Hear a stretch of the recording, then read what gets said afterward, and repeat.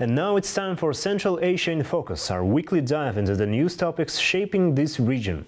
And this week we're talking about borders, cooperation and even space. Joining me now is our political expert Ozhet Shigirbayev. Ozhet, good to have you with us. Thanks, Dauren. Great to be here. Let's begin with a story that at first glance might sound tense, but is in fact a breakthrough. Kyrgyzstan has begun installing barbed wire along its border with Tajikistan. But this isn't about conflict. It's about clarity. The two countries have finally agreed on where the borders lies after decades of disputes. Ozhet, how significant is this moment and what does it mean for a long-term peace in the Fergana Valley? Well, yes, it's quite important. The installation of barbed wire on the border refers to the physical arrangement of a state border. This is done for several purposes. First of all, it's making the state border line visually and physically fixing the territory of the state. Secondly, it's done for strengthening the border, and finally ensuring security, especially relevant in border areas where conflicts or incidents have occurred in the past. Thank you very much, Ozhet. We're looking forward to the details of this and other stories in your segment. Over to you. Thanks, Dauren. I'm ready to present my top 5 news stories from Central Asia just in a few moments.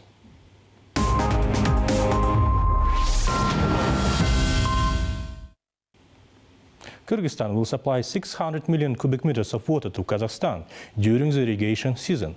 Since the start of the season, 45 million cubic meters have already been delivered. Starting in the late April, the Kyrgyz Republic will send an additional 400 million cubic meters via the Talas River and 180 million cubic meters via the Shu River.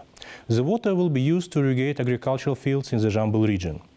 As noted by Kazakhstan's Minister of Water Resources in 2024, the country is successfully ensuring full irrigation water supply for farmers in the Jambul region.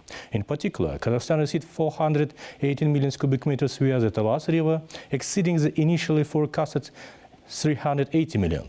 Meanwhile, 165.3 million cubic meters were received from the Shu River, 29.7 million more than the previous year. Uzbekistan's Space Research and Technology Agency is in talks with its counterparts from other Central Asian nations to launch a regional program focused on water resource monitoring and management. Muhyiddin Ibragimov, deputy head of the Uzbek Space Agency, noted that the 5 countries of the region rely on just 2 major rivers, the Amudarya and the Sirdarya.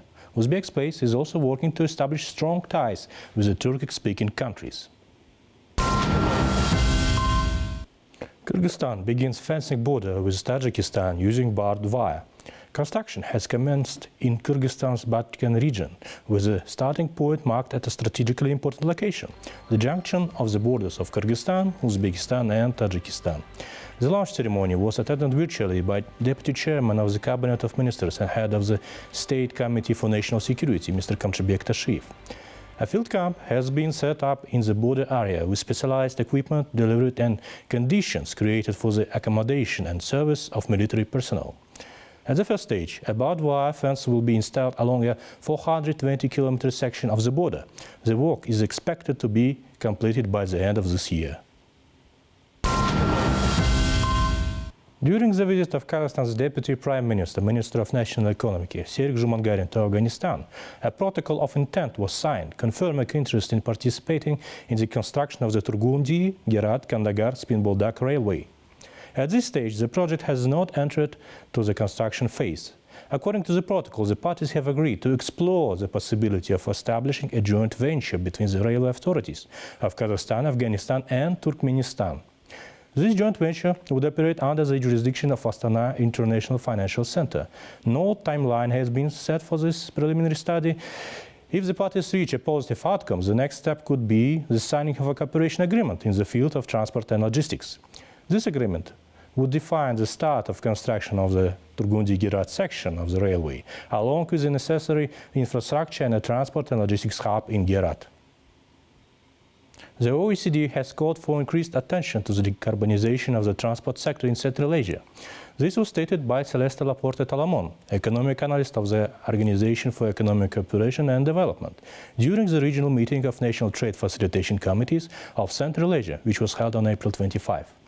According to Talamon, sustainable development in the region requires greater emphasis on reducing transport-related emissions, particularly through the integration of renewable energy sources into infrastructure projects. She also pointed out that one of the major challenges is the rapid deterioration of road networks due to overloaded vehicles. In addition, Kyrgyzstan currently lacks fuel quality standards, leading to under-regulated emissions from road transport.